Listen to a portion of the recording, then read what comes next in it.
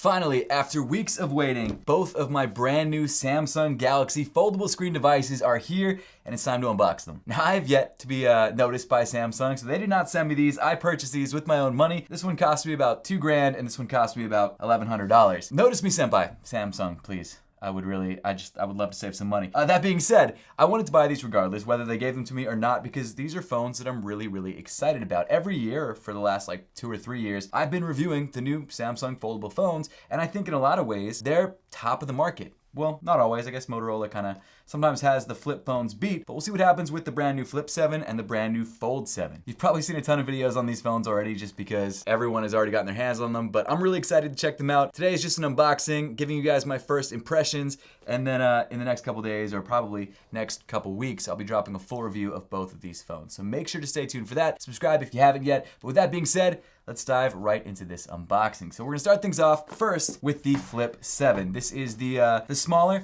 flippable phone. Pretty similar, I believe, to last year's phone. However, there have been some improvements, like for example on the front screen. I believe it's also faster as well. And generally, the Flip 7 is like one of the best flippable phones and one of the better smartphones that you can buy. I forgot, actually, that I purchased this color. This is sort of the light teal color. I don't remember the name of it, but this is a color I went with. And also, if you bought it on Samsung's website during their pre-order discount or sale or whatever, I was able to get the 512 gigabyte version for, I believe, like $200 less than the standard price. In fact, let me double check that to make sure that that stat's correct, because I believe it was $200 less. Yeah. Okay, so I got the 512 gigabyte unlocked Samsung Z Flip 7 for $1099. Now it's usually not $200 less. It's usually $1219.99. So I saved like $120, which is not bad, but you know, could be worse. So let me pull out this phone. Actually, hold on. Is there anything? There is. There's papers in here. Let me pull these guys out first. Here we go. We've got a couple different things. We've got the SIM card removal tool right there. We've got a USB-C to USB-C charging cable right there. I'll get you guys a good shot of that. You guys know what it looks like, but just in case you wanted to see. And then of course you've got your startup guide, and that's pretty much it. Is that it? That is, I think, everything, right? That is everything. Okay, there we go. Now let's check out the phone itself. So here it is inside the box. Let me show you guys. Look at that. I'm covering up the QR code because I actually don't know what the QR code is. I see it on every Samsung phone, but I'm not sure what it is. So let's pull it out really quickly. Here we go. Woo! Look at this. Look at that. Pretty thin. Pretty thin. Pretty nice. Feels really nice in the hand. Definitely lightweight, definitely very pocketable. Obviously, it'll get more pocketable when we're actually able to fold it. So let me pull off some of this this stuff going on around the phone, like that QR code in the back. Looks like we've got a protective cover on the front of the phone as well. Let's pull that off. There we go. There's that front screen. Just looks black before it's turned on. And then we've got the internal screen, which I'm really interested to see how well they did at reducing the crease in the middle. Obviously, when you first unbox the phone, it's not going to look that serious at all. But then when you start using it, it's going to get worse. But let me see right off the bat, what's the crease looking like? Let me show it in the light. There's not really a crease there right now. Now I'm sure as soon as I flip this closed, you can sort of see it. As soon as I flip this closed, it will be very visible. I can sort of feel it with my hands. Let me try one of these flip action situations. Here we go. Let's get the sound effect too. Sounds great. Look how nice it is closed. Look how tiny it is. Look at that. Beautiful little phone. This like teal color isn't bad either. I don't remember why I bought this color in particular, but I did. And another nice touch about these Samsung flip phones is that there isn't really much branding on them. It's very minimal. You've got Samsung on the back right there, but that's about it. That is about it. It looks like we've got the SIM card tray right there. We've got the antenna right there. We've got possibly a volume rocker on this side, a microphone. I'm assuming that's a microphone. And then your power button right there. Of course, you've got 2 lenses. And now the screen is actually the entire front, which is crazy. So let's turn this guy on and see how it looks. The crease did get worse, literally from the first fold. It got worse right off the bat. That happens with every foldable phone. It's not just Samsung. So there we go. Samsung Galaxy. on both sides. While this is powering up, let me read you guys some of the tech specs. So the new Samsung Galaxy Flip comes with a 6.9-inch dynamic AMOLED 120 Hz refresh rate display. It's got a 21:9 aspect ratio and a peak brightness of 2600 nits. And it also supports HDR. That, of course, is the interior screen. The cover display is now a 4.1-inch Super AMOLED display. It's got a 120 Hz refresh rate, and it's a 1048x948 resolution, protected by Corning Gorilla Glass Victus 2. Getting your phone ready. There we go. The screen does look really nice. And this feels very, very premium in the hand. I love that about it. It's super sturdy, super quality. The one thing I like about this over the Motorola phones, the Razrs, as much as I love those phones, there's something about just the all metal, sort of metal and glass design that I really love. The Motorola phones go for a bit more of a personalized touch with like some different fabrics and I guess faux leathers on the back. And that's great. But for me, I just really like the very simple and clean and minimal glass metal look. Now, personally, I probably wouldn't use a flippable phone of any kind, at least not these smaller ones. I will definitely use that Fold 7. I'm gonna be honest, I'm afraid of getting rid of my iPhone because of how much I think I'm gonna like that Fold 7. So it's very possible I switch to that as my main phone, but for everyday use, I need a more pro phone. And as nice as this is, I don't think this is pro enough for what I'm looking for. In terms of processor, it comes with an Exynos 2500. It's got 12 gigabytes of RAM, and of course you can choose between 256 gigabytes of storage or 512 gigabytes of storage, which of course is what I did. I went for the 512 because it was cheaper than usual. And I feel like,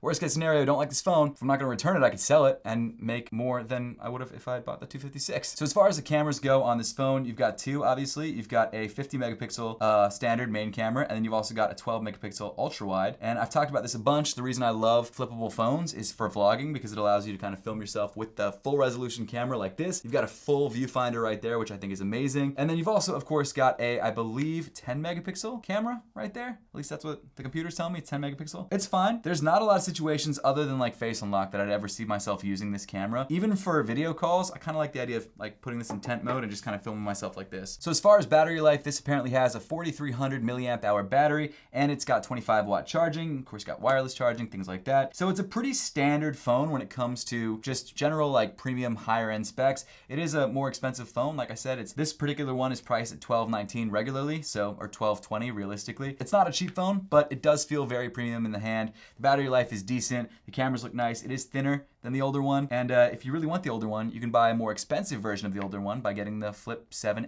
FE, which is essentially just a rebadged Flip 6. So if you want to do that, I would just get to use Flip 6, but that's just me personally. But as far as this new version of the phone goes, like I said, I've just turned it on for the first time now. Seems cool. I'm excited to use it for a week and a half, possibly 2 weeks, and give you guys my thoughts then, making it my full-time phone. All right, let's put this off to the side. Let's get into the phone that I am unbelievably excited for. This one's cool, but I'm excited for the next one. So this, in my opinion, could be my iPhone 16 Pro Max killer, which is crazy to say. It's way more expensive than my iPhone 16 Pro Max, which is wild also to say. But this is the Fold 7, significantly thinner apparently. New Samsung flip phone, or fold phone, I guess, folding phone. And apparently it's got better cameras, better tech specs, no stylus, no S Pen, but should be nicer overall. So let's get into it. There it is. Ooh, I forgot I got the blue one.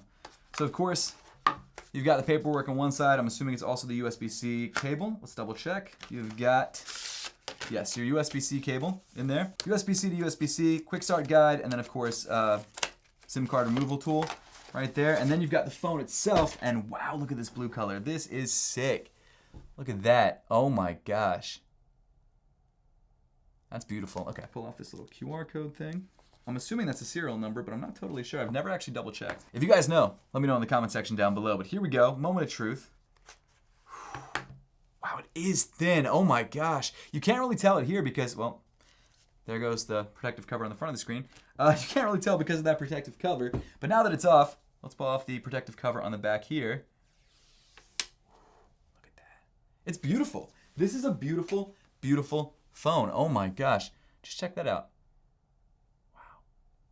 I love it. It's gorgeous. It is gorgeous. Now, as far as the crease goes, down the middle, pretty difficult to see before folding it. I have not yet folded it. You can see it a little bit, but it's not anything crazy. I am going to fold it right now and see what happens. I do have to say, like, let me pull my iPhone out of the case really quick while we're at it. I want to compare the iPhone thickness. Yeah, the Fold 7's thinner. It's even folded, it's thinner. Actually, is that true? Is that true? Oh my gosh, no, the iPhone still has it. The iPhone still just has it. With my screen protector, It's thinner, but that doesn't count. Now, one thing that's really nice about this phone is that the front screen is bigger. So now it's basically the same size as your iPhone screen. Well, close to. Yeah, really close. It's still a little bit smaller. And then of course, you've got this full tablet size screen in the middle, and this phone is crazy thin. Oh my gosh, how thin. Dude, look at this. Look at this, side by side. There you go. Look at that thinness situation going on. I'll just do one of these. Look how thin that is. But there you go. It's very, very thin. The only thing that kind of sucks is this giant camera bump on the back, but let's be honest, the iPhone has one too. It's not as bad, but it is there. This camera bump, I'm gonna be honest, is ridiculous. It's far too big, but for someone like me who really wants a phone that can be used for vlogging and a phone that can be used for everyday phone things, I'm okay with it. Man, the screen is beautiful. Look at the size of the screen. Look at that. It's huge. It's massive. It is massive. I'm gonna show you guys decreasing it in a second once I fold it a little bit more. Let me first get this thing connected to Wi-Fi. My favorite phone review of the year always is the new Fold phone. I love the iPhone. I use the iPhone as my daily driver.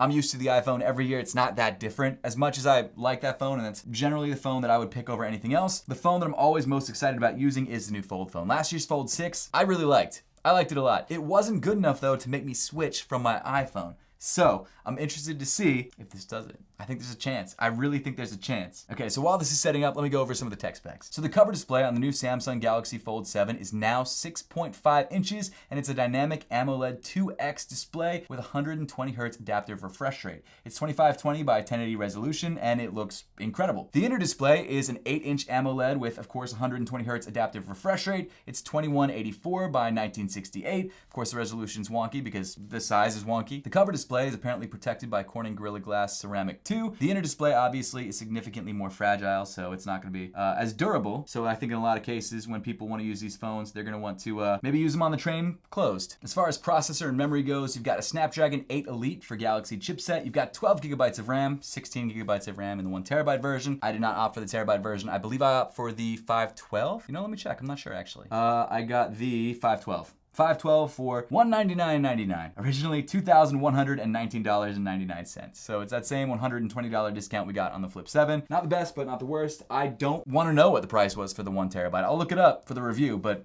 that's too much money. I get that you get 16 gigabytes of RAM, great, but I'll take the 12 gigabytes for $2,000. I feel like that's enough. Now, what I'm most excited about with this phone are the cameras on the rear. I vlog on my phone constantly. That's my go-to vlogging camera, that and the DJI Osmo 3, Pocket 3, whatever it's called. You've got now a 200 megapixel main camera, which I believe is the same one that you get on the Ultra. You've got a 12 megapixel ultra wide and a 10 megapixel telephoto. All are good cameras. 200 is obviously the best, the main camera, but the ultra wide's solid for those bigger shots if maybe you can't get yourself fully in frame. But the nice thing about this phone is that when, of course, you want to film a video with the main camera, that can be the viewfinder right there. Film yourself like this. It's great. It's the best. You get the full camera, you get the viewfinder. It's incredible. As far as battery goes, you got a 4,400 milliamp hour battery. It's 25 watt charging capable. I believe you've got wireless charging and reverse wireless charging if you want to charge another phone, which is nice. Now, in addition to the updated thinness of this device, which makes it incredibly thin, like I can't believe how thin this is, you've got a new hinge called the Armor Flex hinge, which apparently is meant to reduce the crease in the middle, which I will say, definitely there. Definitely still there, but not, I guess, as noticeable as I remember on the Fold 6. When you use this phone for a while, you forget it's there regardless, no matter how bad it is, unless you're using one of the earlier Folds. I would say that it definitely looks better than the Fold 6, but you still see it. If you're looking at it directly on like this, like right in front of your face, you don't see it, but if you get any kind of light reflection on it, you'll notice it right away. Not a huge deal, it is there. You don't really feel it as much anymore, which is really cool, especially for games that require swiping. Apparently the frame of the device has also been updated with the now advanced armor aluminum / titanium frame, which I'm assuming is just this outer frame that kind of holds all the glass in place. And that's nice. That should increase durability. Until I drop this phone, I'm not sure how well it's gonna work, but we'll see. But I've gotta admit, first impressions, this phone is dope. I really, really like it a lot. The screen looks incredible. The thinness is unbelievable. The one thing that does bum me out is, the size of the cameras. That's ridiculous that you can't just put it down. I will probably buy a case that hopefully will kind of level it out, which is frustrating because then that completely removes any of the benefit of the thinness, but hey, it is what it is. But let me grab the Flip 7 really quickly and compare. Wow, the Fold 7 is significantly smaller. Can you believe that? That's crazy how much smaller it is. You can't really see that well. There you go. That's crazy.